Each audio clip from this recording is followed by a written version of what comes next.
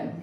오늘은 우리 하나님이 여자 선지자에서 유일한 여자 선지자인 드보라를 일으켜셔서 이스라엘 백성을 구원하시는 내용입니다. 여러분이 하나님이 하셨다는 말 자주 하십니까? 어떨 때 그 말을 하십니까? 어떤 일을 했는데 그 결과가 좋게 났습니다. 그래서 사람들이 칭찬을 합니다. 그럴 때 제가 노력한 결과를 얻은 거예요, 이렇게 말하면 어떨까요? 아니면 제가 한 거는 하나도 없고 운이 너무 좋아서 잘 된 것입니다, 이렇게 말하면 어떻게 들리십니까? 믿는 사람이 이런 식으로 말하는 것은 어울리지 않는 것 같습니다. 그래도 우리 주님이 도와주셔서 좋은 결과를 얻었다고 하거나 주님이 함께 하신 결과라고 말하는 것이 더 좋게 들린다는 것이죠. 그래서 그런 의도로 주님이 하셨어요 라고 말하기도 합니다. 하지만 때로는 정말 주님이 하셨다고 말할 수밖에 없을 때도 있다는 것이죠. 상식적으로 설명이 잘 안 되는 일, 이해할 수 없는 놀라운 일들, 그럴 때 우리는 주님이 하셨습니다 라고 고백할 수밖에 없다는 것입니다. 사랑하는 여러분, 여러분들에게 그런 경험이 있지 않습니까? 진심으로 주님이 하셨다고 고백했던 경우가 있지 않습니까? 저는 주님이 하셨습니다 라는 여러분의 진심이 담긴 고백이 여러분의 삶 속에 끊임없이 계속 일어나기를 간절히 바랍니다. 단지 과거에 좋았던 추억이 아니라 지금도 계속해서 주님이 하셨습니다 라고 여러분 고백하시기 바랍니다. 여러분의 인생에 벌어지는 다양한 일들 속에서 어떤 결과가 있든지 우리 주님께 감사하며 간절히 하나님께 영광 돌리시길 간절히 바랍니다. 또한 그 결과를 받아들이며 진실로 우리 주님이 하셨습니다 라고 고백하는 여러분들이 되기를 소망합니다. 그러면 우리가 이 바람을 이루기 위해 주님이 하셨습니다 라는 고백이 무엇을 의미하는지 오늘 본문을 통해 한편 살펴보려고 합니다. 첫째, 주님이 하셨습니다 라는 고백은 주님이 허락하셨습니다 라는 의미를 포함하고 있다는 것이죠. 오늘 본문에 기록된 순서대로 네 번째 사사인 드보라의 뜻은 꿀벌이라는 뜻을 갖고 있습니다. 드보라의 이야기입니다. 이야기 시작은 사사기에 반복되는 주기와 같습니다. 사상 1절에 보면 뭐라고 얘기합니까? 에훗이 죽으니 이스라엘 자손이 또 여호와의 목전에 악을 행하며 라고 말씀하고 있습니다. 에훗이 죽은 후에 이스라엘은 또 악을 행합니다. 이스라엘이 또 타락했다는 것이죠. 그런데 삼갈이 죽은 뒤라고 말하지 않고 그렇게 에훗이 죽었다고 말하고 있습니다. 그렇다면 본문은 왜 에훗이 죽은 후에 이스라엘이 악을 행하였다고 기록하고 있는 것일까요? 이스라엘의 타락은 이미 에훗이 죽은 이 시점부터 시작되었다는 것입니다. 그런데 여기서 또라는 단어는 히브리어로 다시 하다라는 뜻이 의미가 있으므로 이스라엘 백성의 죄가 계속해서 반복되고 있음을 표현하고 있습니다.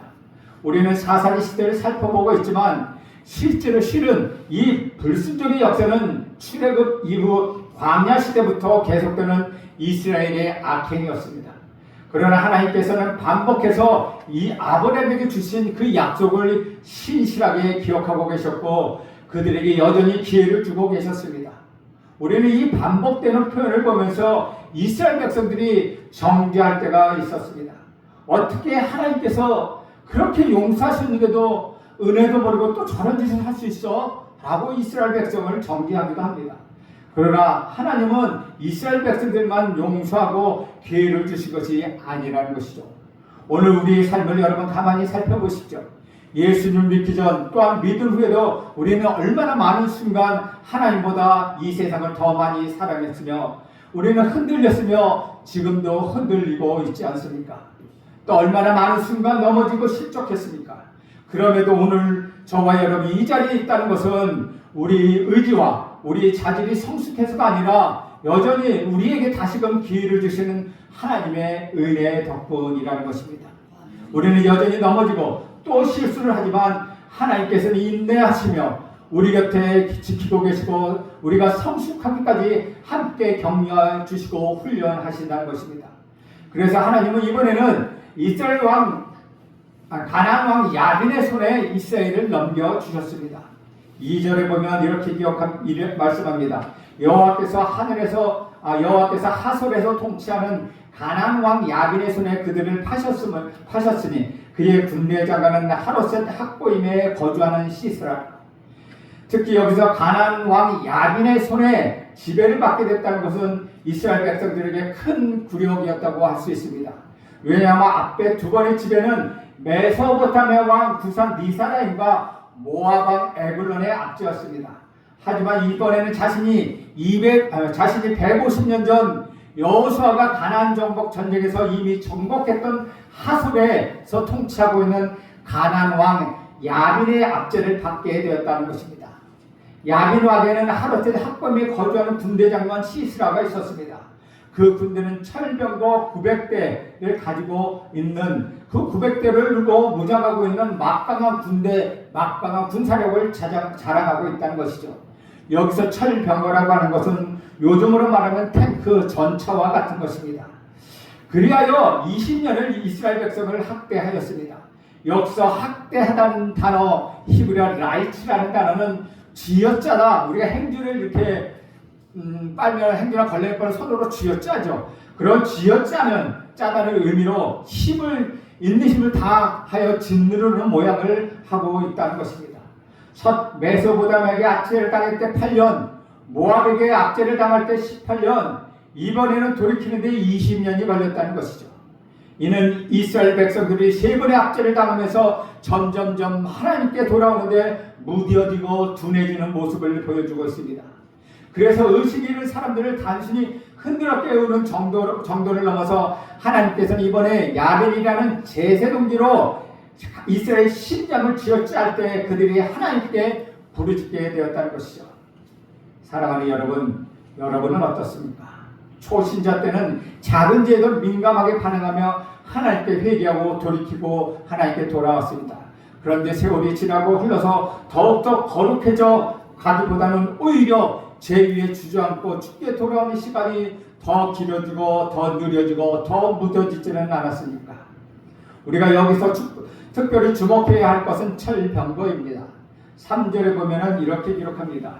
야빈 왕은 철병거 900대가 있어 20년 동안 이스라엘 자손을 심히 학대했으므로 이스라엘 자손이 여호와께 부르짖었더라. 야빈 왕에게는 당시 최첨단 무기라고 할 수 있는 철병거 900대가 있었습니다. 이 철병거 때문에 이스라엘이 20년 동안 학대를 당했습니다. 원어의 표현대로 하면 이스라엘이 부르짖는 이유가 철병거였다는 것이죠. 그만큼 철병거가 어려움이 되었다는 것입니다. 이스라엘에게 야빈의 철병거가 얼마나 두려운 존재였을까요? 나를 고통을 숙대하는 강한 존재, 나에게 고통을 가하는 극심한 고통을 강하는 존재, 그래서 고통은 계속되었습니다. 철병거는 20년이라는 긴 세월 동안 이스라엘을 억누르고 압박했습니다. 철병거라는 존재가 정말 크게 느껴졌을 것입니다. 이 문제를 해결할 수 없을까? 어떻게 하면 좋을까? 이스라엘 백성은 전전긍긍했다는 것이죠. 우리는 여기서 배우는 것이 있습니다. 우리에게도 여러 가지 삶의 문제들이 형태는 다르지만 저와 여러분의 삶을 무겁게 하는 철병거와 같은 존재들이 있다는 것입니다. 내가 어떻게 할 수 없는 어려운 상황에 빠지기도 하고 알 수 없는 미래 때문에 두려움과 걱정에 사로잡힐 때도 있습니다.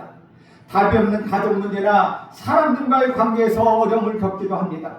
자녀는 있어도 문제고 없어도 문제입니다. 때때로는 재정적인 어려움으로 힘든 시간을 보내기도 합니다. 인생을 살면서 이런 다양한 문제들이 우리를 힘들게 합니다. 하지만 더 큰 문제는 이런 문제들 때문에 진짜 문제를 우리가 보지 못한다는 것입니다. 그럴 때 우리가 할 일에 한 걸음 물러서서 문제를 바라보는 것입니다. 우리는 문제를 제대로 볼 수 있어야 합니다. 우리가 생각하는 문제들이 사실은 문제가 아닐 때가 많다는 것이죠. 세상과 세상에 속한 것들이 세속적인 가치와 문화들이 우리를 힘들게 하고 우리를 압박하기도 합니다. 세상과 다른 가치를 가지고 믿음을 조차 살아가는 우리에게는 어려운 것이 당연하다는 것이죠. 이런 이미 각오한 일이며 예상한 일이지만 이것은 주님을 만날 때까지 계속될 것입니다. 수고와 슬픔은 인생에서 어찌할 수 없는 일이기 때문입니다. 그런데 문제는 그것이 아니었습니다. 문제는 그런 어려움 속에서 우리 시선이 빼앗겨져서 진짜 문제를 보지 못한다는 것입니다. 주 안에서 사랑하는 여러분 혹시 문제의 원인을 다른 곳에서 찾고 있지는 않습니까? 나의 삶이 왜 이렇게 무기력하지? 내 삶의 어려운 문제들이 왜 이렇게 많은 거야? 시간이 지나면 괜찮아질까? 기다려보아도 달라지는 것은 없습니다. 문제를 제대로 파악해야 한다는 것이죠. 그렇지 않으면 엉뚱한 것에서 어떤 것을 답으로 생각하고 있기 때문이라는 것이죠. 지금 나이가 문제가 되는 것은 철병거야. 저 철병거만 없다면 아무런 문제도 없이 우리는 살아갈 수 있을 거야. 여러분 한번 생각해 보십시오. 이스라엘 문제가 야빈과 그의 철병거 900대에 있습니까? 철병거를 없애버리면 문제가 해결되는 것입니까? 사실 철병거 900대가 있든지 아니면 9,000대가 있든지 무슨 상관이 있겠습니까? 문제는 철병거가 아니라는 것이죠. 철병거는 우리 주님이 허락하신 것입니다. 왜 그렇습니까? 그들에게 문제가 있음을 알게 하시려고 철병거를 허락하셨다는 것이죠. 문제는 철병거가 아니라 그들이 하나님께 악을 행했다는 것입니다. 그들은 하나님을 떠났습니다. 그들은 하나님 길에서 돌이켰습니다. 하나님을 잊어버렸습니다. 그것이 진짜 문제라는 것이죠. 이스라엘에게 문제는 철병거가 아니라 그들 자신들이었습니다.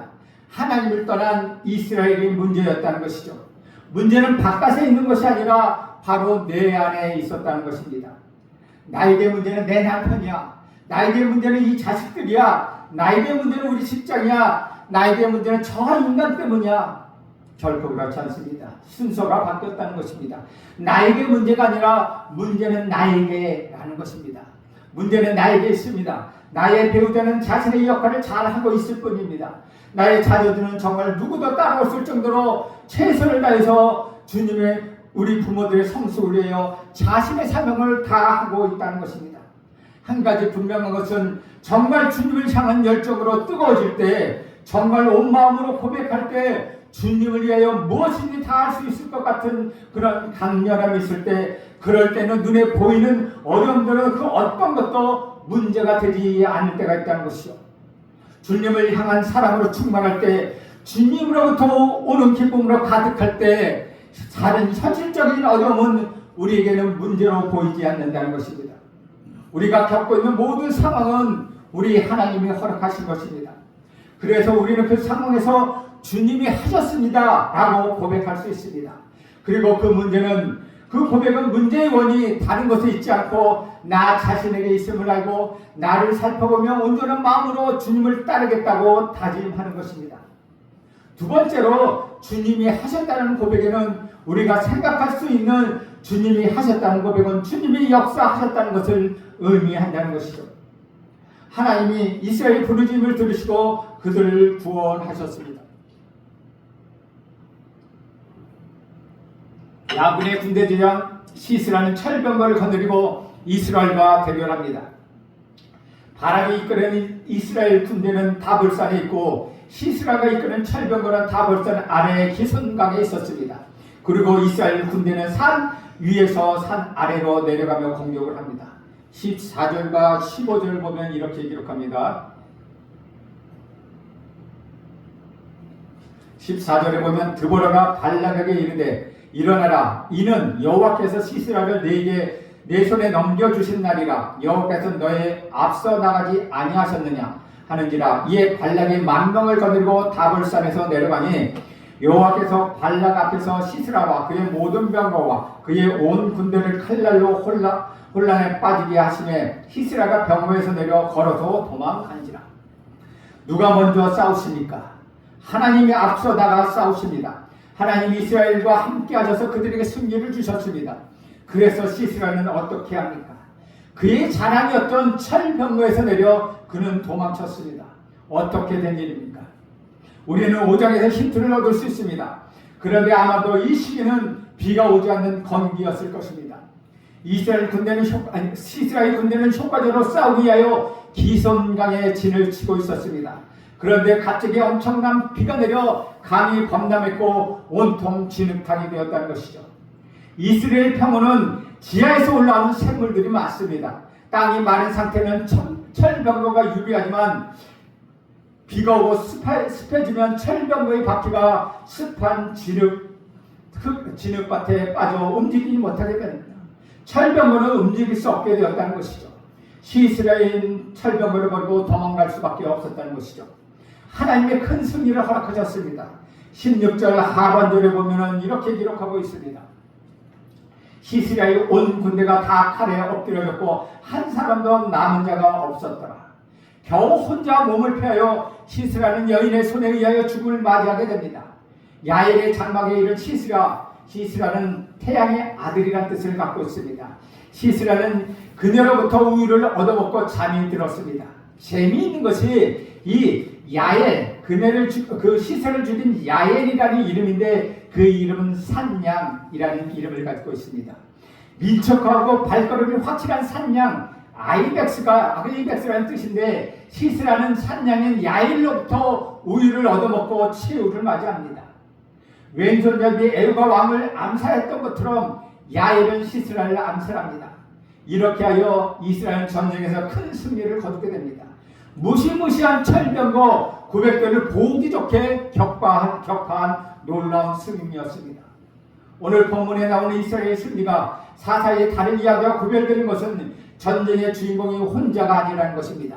전쟁을 지시하며 이스라엘을 다스린 사사 드보라가 있었고 직접 전쟁터에서 군사들을 이끄는 장군 바락이라는 뜻은 번개라는 뜻입니다. 바락이 있었습니다.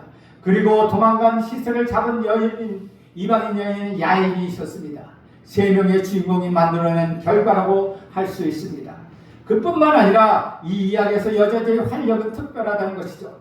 드보라는 유일한 여자 사사였습니다. 시세를 잡은 영광도 여자인 야엘에게 돌아갔습니다. 세 명의 주인공 그리고 주목할 만한 여인의 활약, 그러면 이 전쟁의 진짜 영웅은 누구입니까? 그 영웅은 23절에 잘 나타나 있습니다. 23절에 보면 뭐라고 얘기합니까? 이와 같이 이날에 하나님이 가나안 왕 야빈을 이스라엘 자손 앞에 굴복하게 하신지라. 진짜 전쟁의 주인공은 하나님이십니다. 하나님이 하셨습니다. 하나님이 가나안 왕 야빈을 이스라엘 자손에게 넘겨주셨습니다. 이스라엘에게 병을 주시는 분 하나님이시고 약을 주시는 분도 하나님이십니다. 하나님이 놀라운 능력을 베푸셨고 사람들을 사용하셨습니다.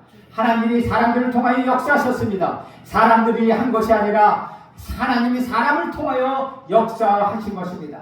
사람이 하나님의 쓰임을 받는 것은 큰 특권이지만 그렇다고 해서 그 사람이 영광을 받을 수는 없다는 것입니다.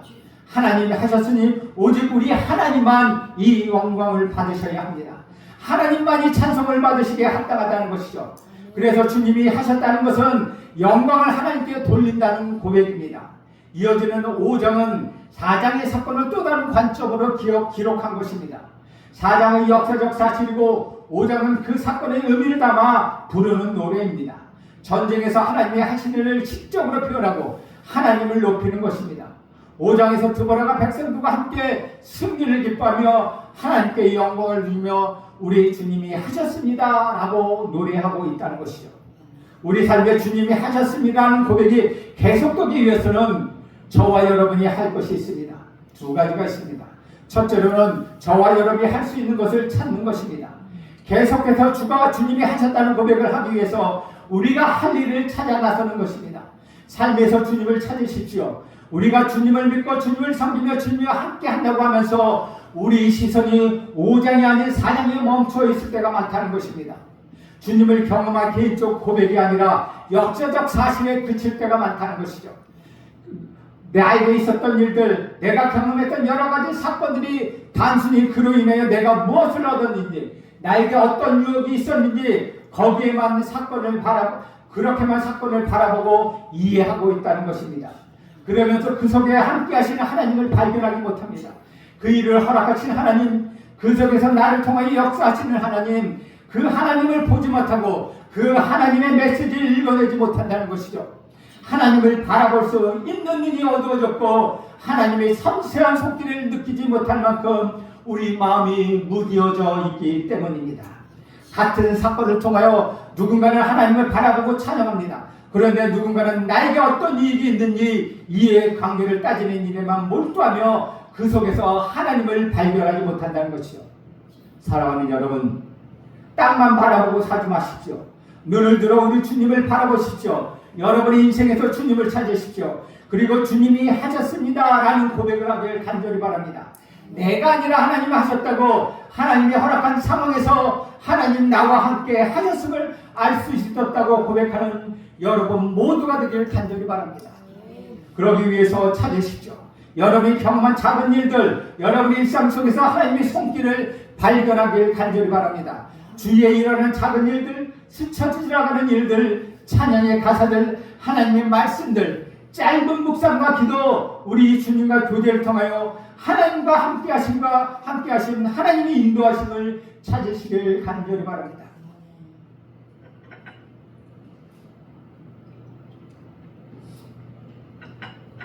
마치 숨은 그림을 찾는 것처럼 여러분 그렇게 찾으시기 바랍니다. 숨은 그림을 답을 알고 있는 사람에게는 그 그림이 너무 분명하게 보여서 쉽게 찾을 수가 있습니다. 여러분의 인생에서 하나님이 숨어 계신 것 같지만 눈을 크게 뜨고 하나님을 찾으시면 하나님을 찾을 수밖에 없다는 것이죠. 눈을 뜨고 있으면 하나님이 보이지 않을 때가 없다는 것입니다. 여러분의 인생에서 주님이 함께 하시는 손길을 발견하시길 저는 간절히 바랍니다. 삶의 작은 순간에도 우리 주님은 여러분과 함께 하십니다. 주님이 여러분의 삶을 주관하고 계십니다. 그러니 주님이 허락하심을, 주님이 역사하심을 고백하며 계속해서 그 선하신 손길에 여러분의 삶을 맡기시길 간절히 바랍니다. 두 번째로 우리가 할 것은 참여하는 것입니다. 여러분 주의 일에 참여하십시오. 계속해서 하나님이 우리 주님이 하셨다라는 고백을 하기 위해서 저와 여러분이 할 일은 우리 주님을 위한 일에 참여하는 것입니다. 주님을 위하여 우리 삶을 드리는 것입니다. 주 안에서 사랑하는 여러분, 여러분의 시간을 드리십시오. 여러분의 힘을 드리십시오. 여러분의 물질을 드리십시오. 주님을 위한 일에 다양한 방법으로 동참하십시오. 주님이 앞서서 가실 때 저와 여러분은 그 뒤를 따라가게 되는 것입니다. 여러분 자신을 드리며 주님을 섬길 때 여러분은 주님께서 준비하시는 승리와 축복을 경험하게 될 것입니다. 그러나 반대로 주의 일에 뒤로 물러나면 주님이 하신 일에 동참하기보다 멀리서 지켜보는 사람이 된다면, 운동장에서 뛰는 선수가 아니라 관중이 되어버린다면 결국 하나님이 주신 축복과는 관계없는 사람이 되고 만다는 것이죠. 누군가는 주님의 일에 관련이 아닌 사람이 되고 누군가는 은혜의 가장자리에서 겉도는 사람이 될 수밖에 없다는 것입니다. 저는 여러분에게 권고합니다. 주의 일에 적극적으로 참여하시길 바랍니다. 그 일은 여러분이 주님이 하셨습니다 라고 고백할 수 있는 기회가 될 것입니다. 주님이 하신 일을 경험하게 될 것입니다. 결국 하나님은 그 선한 뜻을 이루어 가실 것입니다. 그리고 여러분은 그 일에 동참하든 불참하든 둘 중에 하나를 선택해야 될 것입니다. 5장 23절에 보면 이렇게 기록합니다. 여호와의 사자의 말씀에 로메스를 저주하라. 너희가 거듭거듭 그 주민들을 저주할 것은 그들이 와서 여호와를 돕지 아니하며 여호와를 도와 용사를 치지 아니함이니라 하시도다. 여기 저주를 받은 로메스라는 메로스라는 지역이 나옵니다. 메로스는 전쟁이 벌어지는 곳에서 아주 가까운 곳에 있는 지역입니다. 그런데 그 지역 주민들은 전쟁에 참여하지 않았습니다. 가까이서 놀라운 승리를 경험할 수 있었는데, 하나님의 역사에 동참할 수도 있었는데 그들은 그렇게 하지 않았습니다. 그것을 두고 성경은 여호와를 돕지 않았다고 말씀하십니다. 드보라가 그렇게 가서 그들에게 이야기했지만 메로스 지역에 거주하는 사람들은 드보라를 돕지 않았다는 것이죠. 그것은 여호와를 돕지 않았다고 성경에서 말씀하고 있다는 것이죠. 주 안에서 살아가는 여러분, 하나님은 도움이 필요하지 않습니다. 하나님은 그분의 뜻대로 모든 일을 성취해 나가십니다. 하지만 누군가가 그 일에 동참한다면 그것은 그 사람에게 축복된 일이라는 것입니다. 반면에 동참하지 않으면 그 사람은 그로 인하여 얻을 수 있는 축복을 놓치고 있는 것입니다. 그것은 저주입니다. 축복과 저주를 선택하는 것은 저와 여러분의 몫입니다. 그리고 언젠가 반드시 그 결과를 거두게 될 것입니다. 여러분은 어떤 선택을 하시겠습니까? 주님의 일을 위하여 참여하지 않으시겠습니까? 사랑하는 여러분, 여러분의 삶을 주님의 관점에서 해석하십시오. 그리고 주님만 바라보십시오. 열린 마음과 겸손한 태도로 우리 주님을 찾으십시오. 주님을 위한 일에 적극적으로 참여하십시오.